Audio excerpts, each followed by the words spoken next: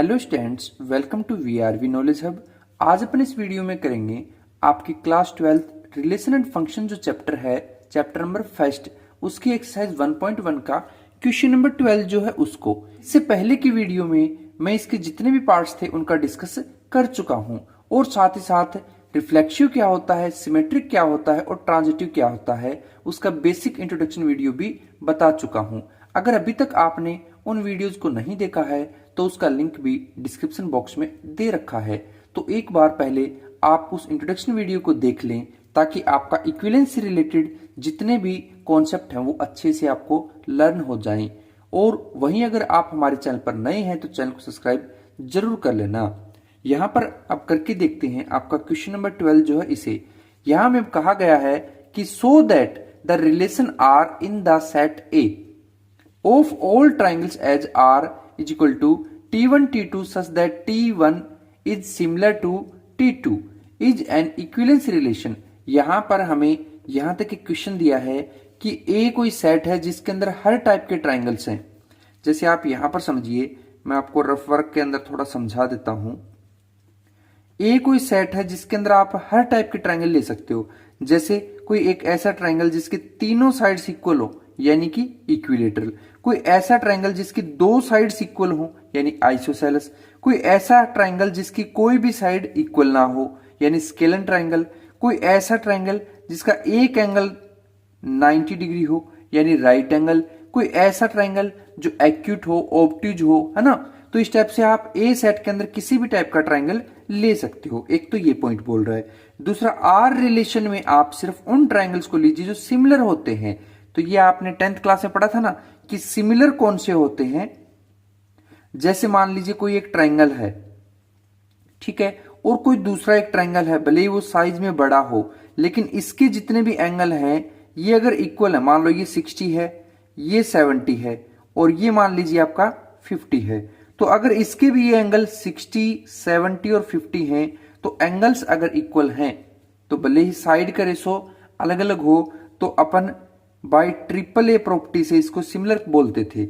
यानी अगर मान लो मैं कह दूं ये साइड 5 है, ये 10 है और ये मान लीजिए 15 है, इसके अंदर ये साइड जो है आपकी मान लीजिए 15 है, ये साइड मान लीजिए 30 है, ये मान लीजिए 45 है, यानी साइज कम ज्यादा है। लेकिन अगर रेशो देखें जैसे 5 है और 15 है, इन दोनों को डिवाइड करेंगे तो क्या आएगा, कट के ये कैंसिल होके 1/3 आएगा। ऐसे ही 10 और 30 को करेंगे तो ये भी कैंसिल होके 1/3 आएगा। ऐसे ही 15 और 45 को करेंगे डिवाइड, है ना, तो ये भी कैंसिल होके 1/3 आएगा। यानी हर बार इनका जो रेशियो है वो प्रोपोर्शन में आ रहा है यानी इक्वल आ रहा है और एंगल्स वैसे इक्वल है। तो ऐसे कुछ भी अगर अपन शो करके देखते थे तो यही होता था अपना 10th क्लास में सिमिलर। तो हमें इन दो बातों को लेकर चलना है और ये इक्विवेलेंस है, यानी कि इक्विवेलेंस का मतलब क्या है, ये रिफ्लेक्सिव भी है, सिमेट्रिक भी है और ट्रांजिटिव, ये प्रूफ करना है। तो पहला पॉइंट मैं यहां पर लिख देता हूं, आंसर नंबर 12। ओके, तो यहां पर मैंने बता दिया गिवन है क्या, ए कोई सेट जिसके अंदर कहेंगे ऑल ट्राइंगल्स। ए सेट में क्या है, ऑल ट्राइंगल्स हैं, जितने भी ट्राइंगल्स होते हैं ना वो सब हैं। जबकि आर में क्या है, आर में कहा कि कोई T1 यानी कि ये आपका पहला triangle T1 comma T2 such that T1 is similar, आपका जो T1 है वो सिमिलर है टू T2 यानी कि दूसरे ट्राइंगल के। ये चीज गिवन है, इक्विवेलेंस प्रूफ करना है। तो यानी पहले अपन रिफ्लेक्सिव ले लेते हैं, ये लिखा मैंने रिफ्लेक्सिव। जहां इसकी जो डेफिनेशन होती है उसे मेंशन कर देता हूं। क्या होती है definition, a relation is reflexive, एक रिलेशन है वो रिफ्लेक्सिव है कब, if A comma A belong करे आर को। यानी कि कोई ट्राइंगल है, जैसे ये कोई ट्राइंगल है, ये खुद के ही क्या हो, सिमिलर हो, तो एक खुद का ही खुद के तो सिमिलर होता ही है। तो यानी यहां लिख सकते हैं क्या, T1 कोमा T1 दोनों बिलोंग कर रहे हैं आर को। आइदर अपन बता सकते हैं कि ए ट्राइंगल इज सिमिलर, एक ट्राइंगल है वो सिमिलर है टू इटसेल्फ, यानी कि खुद के ही वो सिमिलर होगा। तो खुद के सिमिलर, तो इसका मतलब अपन बोल देंगे कि आर इज रिफ्लेक्सिव। आर क्या हो गया आपका? रिफ्लेक्सिव हो जाएगा। ओके, नाउ इसी तरीके से अब देखते हैं इसका सिमेट्रिक जो होता है वो। तो ये मैंने ले लिया सिमेट्रिक,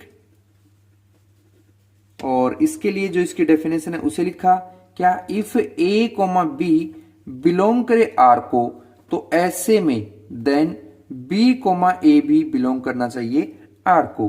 तो आप समझिए कि अगर मैं ऐसे बोल दूं कि ये कोई ट्रायंगल है, ये T1 ट्रायंगल है, और ये मान लीजिए आपका T2 ट्रायंगल है। ओके, इसकी साइड्स मान लीजिए 2, 4, 6 है, और इसकी साइड्स मान लीजिए 2 का डबल कर दिया 4, 4 का डबल कर दिया 8, और 6 का डबल कर दिया 12। तो यानी सिमिलर तो हो गई, क्योंकि 2/4 लिखेंगे, है ना, तो ये कितना आएगा? 1/2। 4/8 लिखेंगे तो ये भी कैंसिल होकर 1/2। ऐसे 6/12 करेंगे तो ये भी 1/2, यानी कि साइड्स है वो प्रोपोर्शन में होंगी। तो अपन यहां बोल सकते हैं क्या कि T1, T2 हमारा बिलोंग कर रहा है R को। इसका मतलब T1 है वो सिमिलर है T2 के। ओके, अगर ऐसा है तो उल्टा भी क्या होगा? अगर ये इसके सिमिलर है तो ये भी तो इसके सिमिलर है ना, तो बोल देंगे कि T2 सिमिलर होगा T1 को। अगर ऐसा हुआ तो क्या आएगा कि T2, T1 बिलोंग करेगा R को। तो A B की वैल्यू T1 T2 है, उल्टा बी ए की वैल्यू यानी T2 T1 आ गया। तो यानी इस चीज के अकॉर्डिंग तो लिखा हमने इसको, तो अपन बोल देंगे therefore R is symmetric. R हमारा क्या हो गया? सिमेट्रिक हो गया। इस तरीके से इसको सिमेट्रिक कर देंगे। सेम ऐसे ही अपन ले लेते हैं अब ट्रांजिटिव को। तो ये मैंने लिखा ट्रांजिटिव क्या होती है इसकी definition? If A comma B belong करे आर को एंड बी कोमा सी भी बिलोंग करे आर को, तो ऐसे में देन ए कोमा सी भी बिलोंग करना चाहिए आर को। No issue.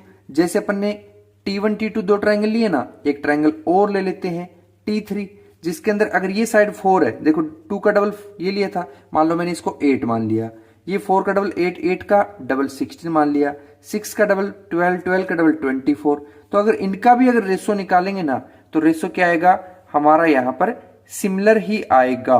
ओके, तो यहां पर मैं मेंशन कर दूंगा क्या कि T1 है और T2 है वो बिलोंग कर रहा है R को। इसका मतलब T1 है वो सिमिलर है T2 के। ओके, फिर ऐसे ही T2, T3, देखो A और B की वैल्यू ये है, B की वैल्यू T2 है तो मैंने यहां पे ले ली, और कोई C है उसको T3 ले लिया, बिलोंग कर रहा है R को। तो इधर हमें पता लग गया कि T2 भी सिमिलर है हमारे T3 के। तो देखो T2 है वो T1 के भी सिमिलर है और T3 के भी, तो इसका मतलब T1 और T3 भी आपस में क्या होंगे? सिमिलर ही होंगे। तो यहां लिख देंगे क्या कि T1 सिमिलर है T3 के, और इंप्लाइज कि T1 है T3 के वो बिलोंग करेगा R को।